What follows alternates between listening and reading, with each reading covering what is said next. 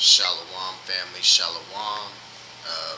It's your brother Isaiah back with another video, giving all praises to Yahweh, Bashem, Mashiach, Yahushai, Barakateh Yahweh, Barakateh Yahushai, Barakateh Yahweh, Barakateh Yahushai, Barakateh Yahweh, Barakateh Yahushai, Barakateh Yahweh, Barakateh Yahushai, Barakateh Yahweh, Barakateh Yahushai, Barakateh Yahweh, Barakateh Yahushai, Barakateh Yahweh, Barakateh Yahweh, Bashem, Mashiach, Yahushai. All praise, honor, and glory due. Yeah, it's been about a week since y'all seen my face. Ain't been up to too much, man. Just meditating, just staying steadfast, man. That's all we can do in these times. Yeah. I was reading a passage last night, y'all, and I wanted to do a video on it. The title of this video, I think I'm gonna call this "No Shame."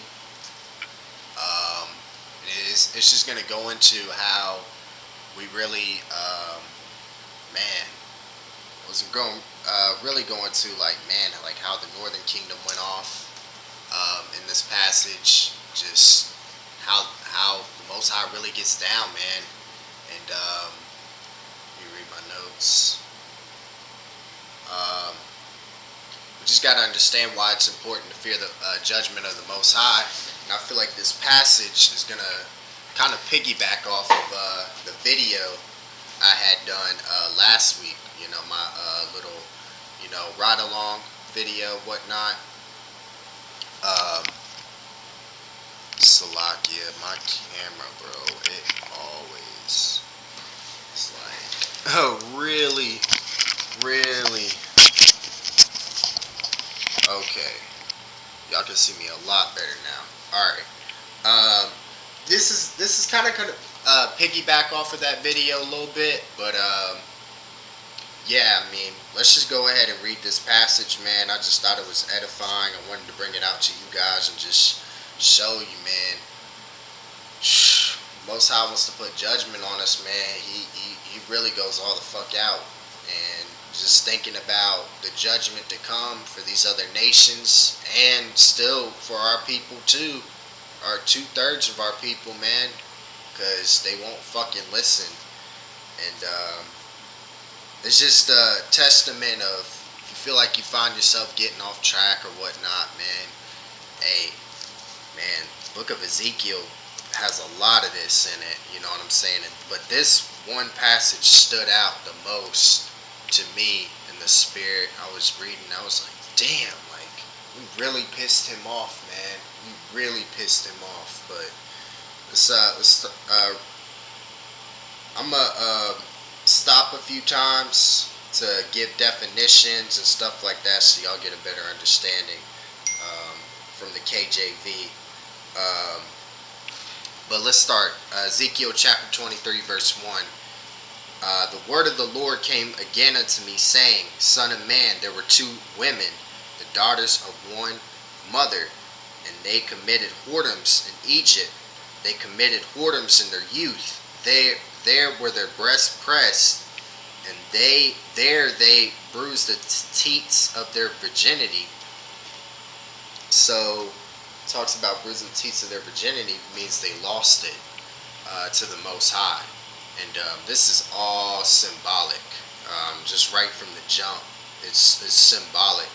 And the Most High looks at, Israel and Jerusalem, Northern and Southern Kingdom, as female figures, in a sense, because we're married to him spiritually. You know what I'm saying? We marry our wives, physically on, in the terrestrial plane here on earth, but spiritually we're married to the Most High. And when it says the teats, they bruised the teats of their virginity, man, that means they just lost it completely. And we know what the scriptures say about the elect and how we're going to be virgins to the Most High. It's because we're just with him. We don't veer off anywhere else. We only look to him, so losing your virginity spiritually that's a bad thing to the Most High, because that means you're going off from him. And anytime we went off from the Most High, it was always bad news, man. Verse 4. And the names of them were Aholah, the elder, and Aholabah, her sister, Salakia. I actually looked these two names up on the Blue Letter Bible to get the pronunciation right, and I still think I butchered it, y'all. Salakia for that. And they were mine, and they bare sons and daughters. Thus were their names. Samaria is Aholabah, and Jerusalem is Aholibah. Salah. No, yeah, Samaria is Aholah, and Jerusalem is Aholibah. So this is the names that Most High has given, symbolic names to Israel and Jerusalem. And I'm gonna actually go to the Blue Letter Bible to see where Samaria is, because I actually had to look this up. If you go to the Blue Letter Bible, great tool to use for studying, especially when you're reading the KJV, man. It says Samaria, the region of North Palestinian associated with the northern kingdom of the 10 tribes of Israel, which split from the kingdom after the death of Solomon during the reign of his son Rehoboam, and were ruled by Jeroboam. The capital city of the northern kingdom of Israel, located 30 miles north of Jerusalem and 6 miles northwest of Shechem. So that's talking about the northern kingdom. When he's talking about Samaria, that's what Samaria is, or where Samaria is, Salah. And if you read Aholah means his tent or tabernacle, and then Aholabah, Jerusalem, which represents Jerusalem, means that is my tabernacle in her. So those are what those two names mean. And I doubt y'all can see that on my word, but literally it has the numbers beside it, and then it shows you on the side what those names represent. Let's continue reading. Verse 5. And Aholah played the harlot when she was mine, and she doted on her lovers, on the Assyrians, her neighbors. Like I said, y'all, I had to really look up some words reading the KJV. We gotta look up the word doted. Edit my line. Just show you.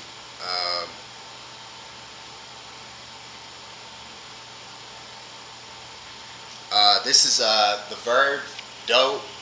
This is Edom Online. It says, behave irrationally, do foolish things, be or become silly or deranged, also be feeble-minded from age. So basically, we was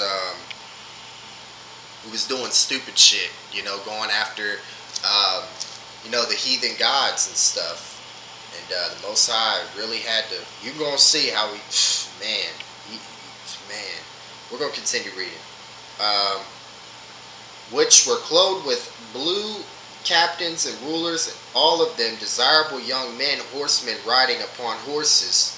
Thus she committed whoredoms with them, with all them that were the chosen men of Assyria, and with all on whom she doted, with all their idols she defiled herself. Neither left she her whoredoms brought from Egypt, for in her youth they lay with her, and they bruised the breast of her virginity, and poured their whoredom upon her.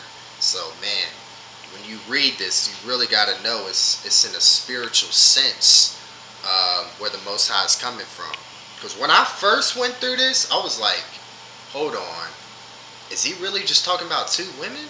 But then I had to go back, of course, towards the beginning and see, nah, this is all symbolic. You know what I mean? It's all symbolic. But yeah, man, like,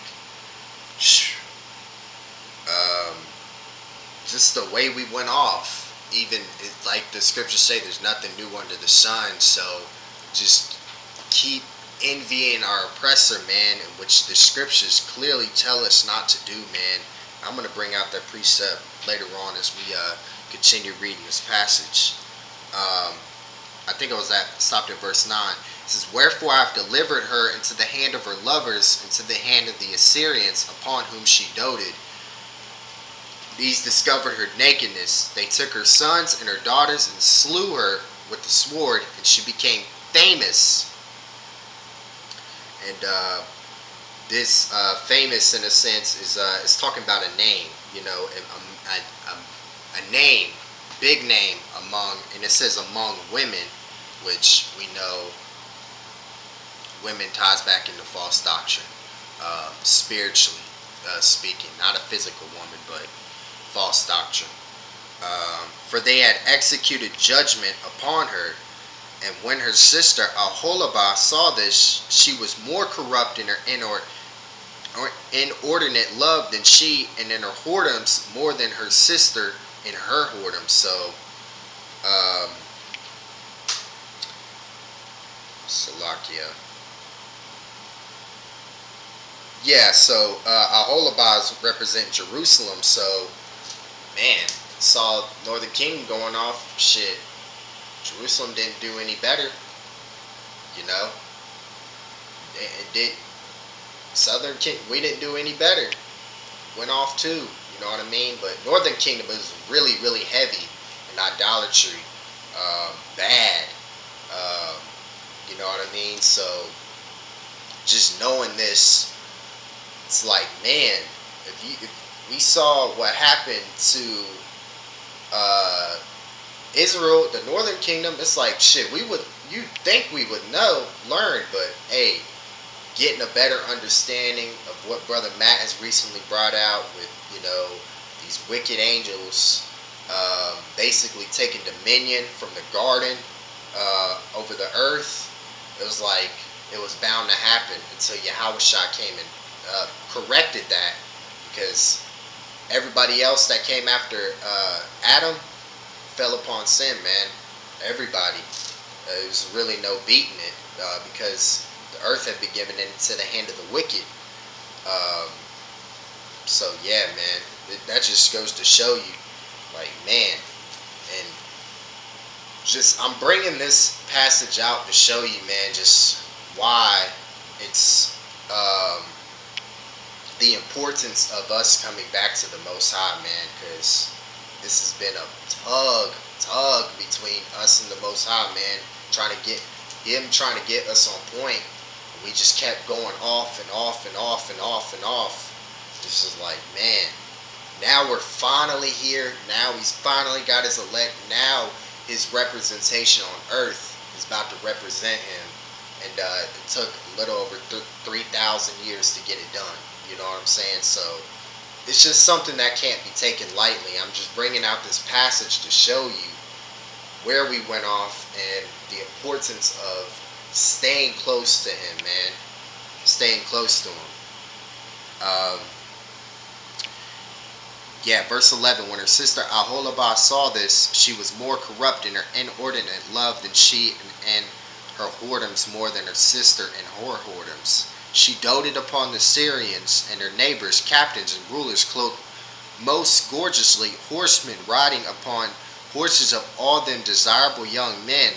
Then I saw that she was defiled, that they took both one way, and that she increased her whoredoms. For when she saw men portrayed upon the wall the image of the Chaldeans portrayed with vermilion, and I want to get this one too, because I read vermilion. I was like, bro, what is this talking about? Let's go to, head them online, look up vermilion. And I think it just means red. Literally. I mean, hold on.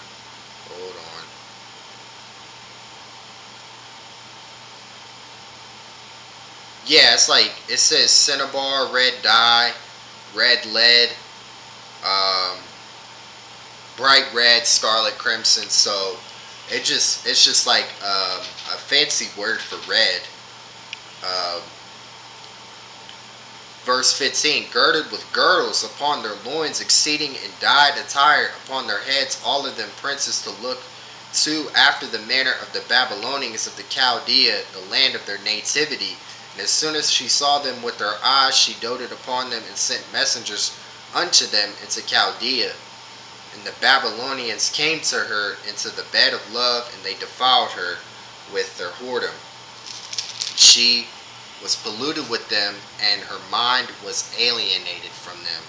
So she discovered her whoredoms and discovered her nakedness. Then my mind was alienated from her, like as my mind was alienated from her sisters. So once the Most High saw this, he was like, I can't deal with y'all.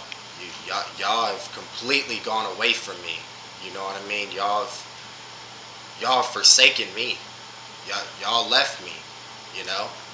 And that's what we got to look back on. This is why the scriptures say things were written for aforetime for our learning.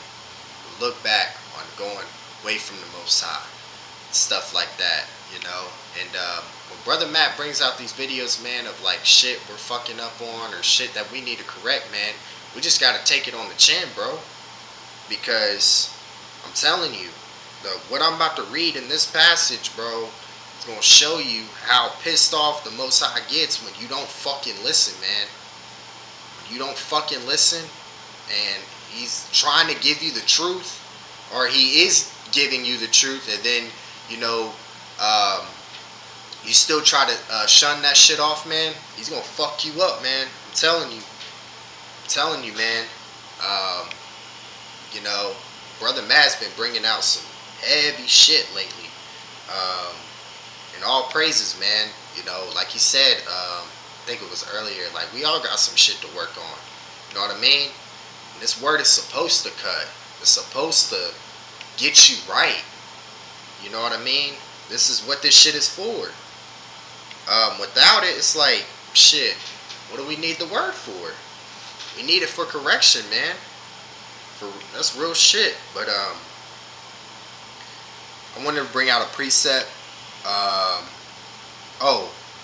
Let's start at go to verse 19. Yet she multiplied her whoredoms in calling to remembrance the days of her youth, wherein she had played the harlot in the land of Egypt. And I just wanted to bring this out, because where it says multiplied, man, that's key, because this is what the scriptures say.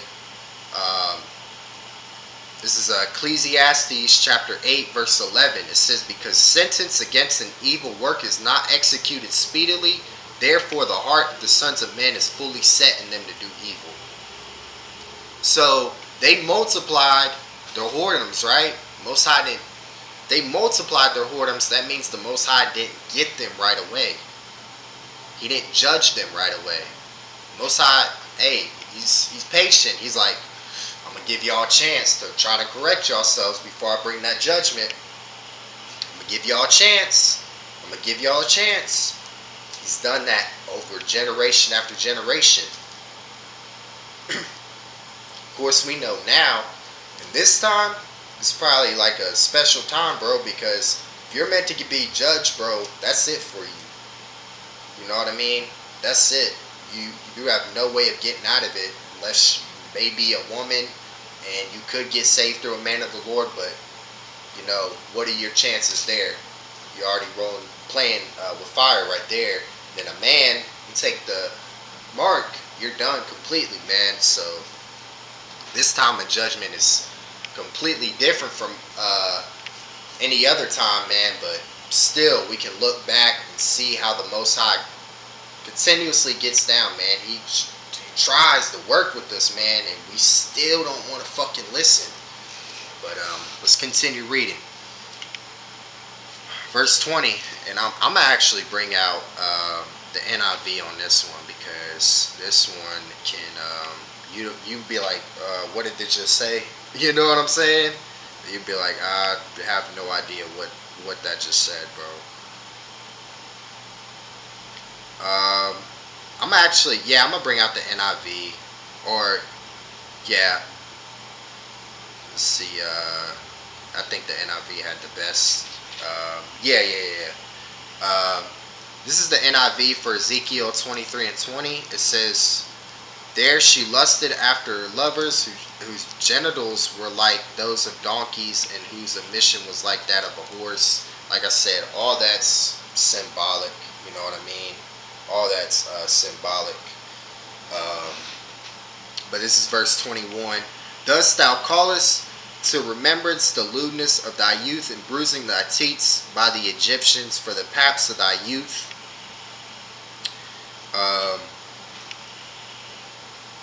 Therefore, O Aholabah, thus saith the Lord power, behold, I will raise up thy lovers against thee, from whom thy mind is alienated, and I will bring them against thee on every side, the Babylonians and the Chaldeans, Pekod and Shoah and Koah, and all the Assyrians with them, all of them desirable young men, captains and rulers, great lords and renowned, all of them riding upon horses. So Most High was like, all right, you wanna follow after their other gods? All right, I got something for you. I'm gonna send them all against you to fuck you up. To fuck you up. We playing with the enemy, or we siding with the enemy.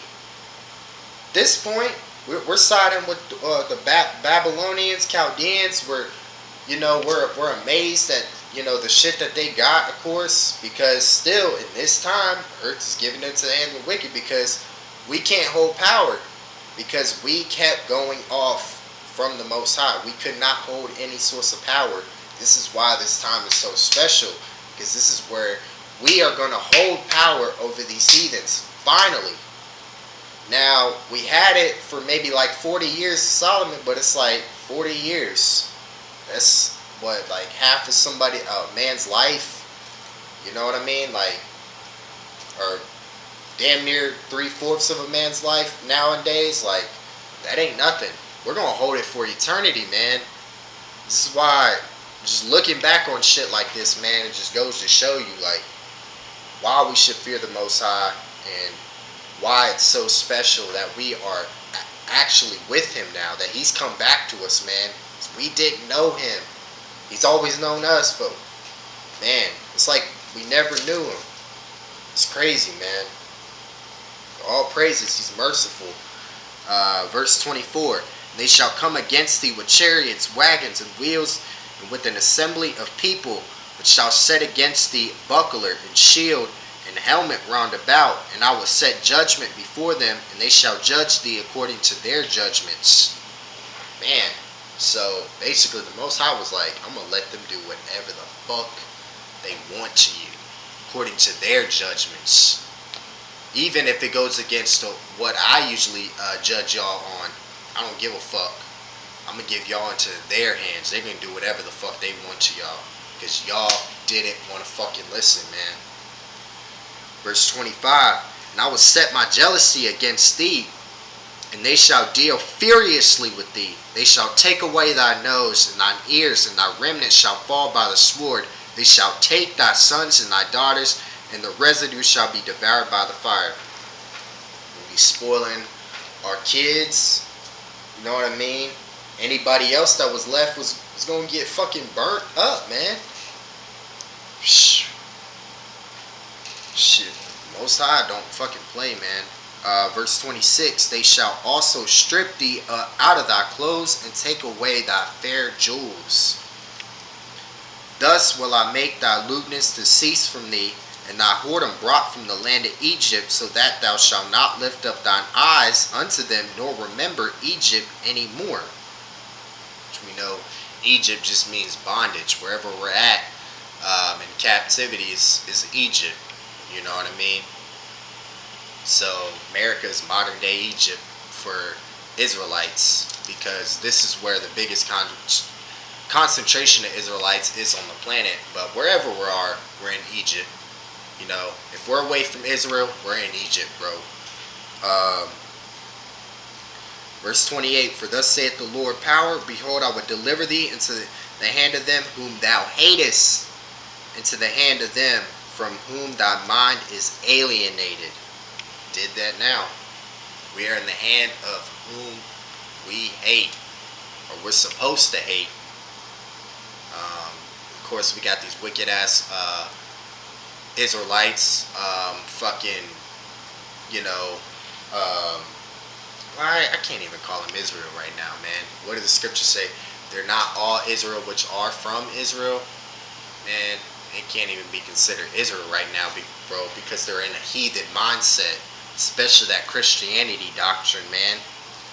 Love everybody. Love everybody. Where the fuck does it say love everybody in this Bible? Nowhere. He only has love for Israel. That's the only love that's being shown in this Bible too. Not any other fucking nation, man. I can't wait till you won't-y do it, you wicked ass won't-y do it, man. Y'all Israelites with a heathen ass mindset, get y'all's fucking judgment for that shit, man. And this passage just proves, man, Most High don't play with that shit, man. With that fornication, idolatry, man, fuck you up, man. Verse 29, they shall deal with thee hatefully, and shall take away all thy labor, and shall leave thee naked and bare, and the nakedness of thy whoredom shall be discovered, both thy lewdness and thy whoredoms. I will do these things unto thee, because thou hast gone a whoring after the heathen, and because thou art polluted with their idols. I was going to bring this out. Quick precept on my phone, man. Let's go to Proverbs chapter 3, verse 31. It says, envy thou not the oppressor, and choose none of his ways. Choose none of the oppressor's ways, man. Why? Because we're better than them. Why the fuck would we want to go after our oppressor when Most High, we literally have the strongest force in the universe on our side, and why would we want to do what they do? They have, we are supposed to rule over them. We're not supposed to envy them. We are above them, and that's explained in Deuteronomy 7:6. And this just hit me in the spirit, y'all. I just last night when I was reading this, man, and I was talking to the Most High, man. I'm not gonna say what I said because the scriptures say prayer is personal, so I'm just gonna leave that between me and the Most High. But man, after I got done talking to him, man, all I hear is his voice in my head, man, and I knew it had to be him. He said, "You're special," and what scripture automatically comes to mind when you hear something about you being special? Deuteronomy 7:6, roughly paraphrasing, thou art a special people unto the power, man. And that just like made my night. I was like, damn. This is not all the time that the Most High will directly speak to your spirit, you know, and you know it's him if it lines up with your word. You know what I mean? So, man, that was just, I was like, damn. You said I was special, bro. So, man, all praises to Yahweh Mashiach Yahushua. That's why I said, man, building our relationship with him is vital. It's vital in these times, man. Verse 31, thou hast walked in the way of thy sister, therefore will I give her cup into thine hand. Cup.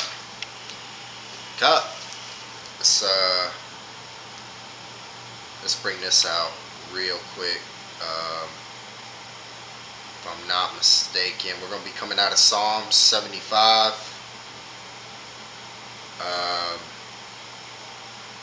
Verse 8. Psalm 75:8. It says, for in the hand of the Lord there is a cup, and the wine is red, it is full of mixture, and he poureth out of the same, but the dregs thereof all the wicked of the earth shall wring them out and drink them. So we know each lifetime we come back, man, we got a cup to drink. We're still drinking our cup because we're still in captivity. We know that cup's gone once we get that spiritual power, and these curses are finally lifted up off of us, man. That's going to be a great day to rejoice in. Verse 32. Thus saith the Lord power, thou shalt drink of thy sister's cup deep and large, thou shalt be laughed to scorn, and had in much derision, it containeth much. Thou shalt be filled with drunkenness and sorrow.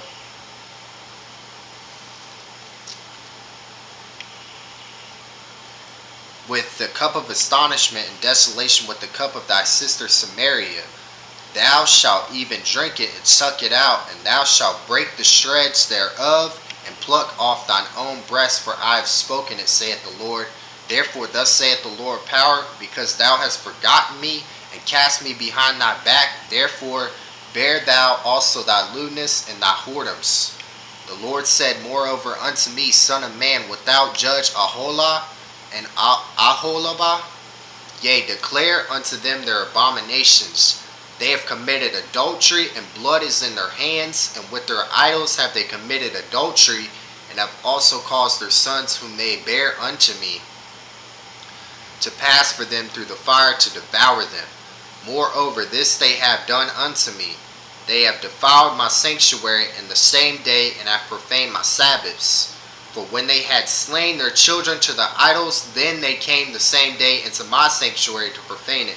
And lo, thus have they done in the midst of mine house. So we just really took the Most High's mercy for granted, man. We used it, and knew, like, we knew that he would take us back, but we just abused his mercy, man.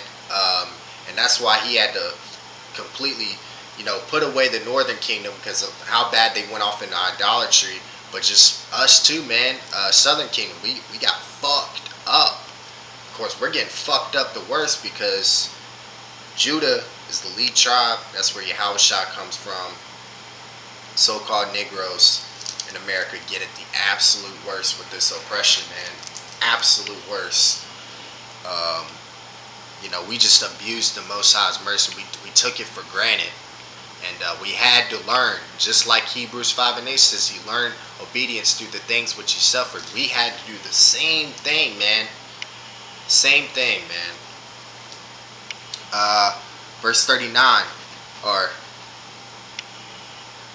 for when they had slain their children to the idols, then they came the same day into my sanctuary to profane it. And lo, thus have they done in the midst of mine house. And furthermore, that ye have sent for men to come from far, unto whom a messenger was sent, and lo, they came, for whom thou didst wash thyself, paintest thy eyes, deckest thyself with ornaments, and satis up. Oh, I cannot say that word, y'all. Salakia. Sattest upon a stately bed, and a table prepared before it, whereupon thou hast set mine incense and mine oil. And the voice of a multitude being at ease was with her, and with the men of the common sort were brought Sabians from the wilderness, which put bracelets upon their heads, and beautiful crowns upon their heads, our hands, and beautiful crowns upon their heads. Salah. Then said I unto her that was owned in adulteries, will they now commit whoredoms with her, and she with them? Yet they went in unto her, as they go in unto a woman that playeth the harlot. So went they in unto Aholah and unto Aholabah, the lewd women, and the righteous men. They shall judge them after the manner of adulterers, after the manner of women that shed blood, because they are adulterous, and blood is in their hands.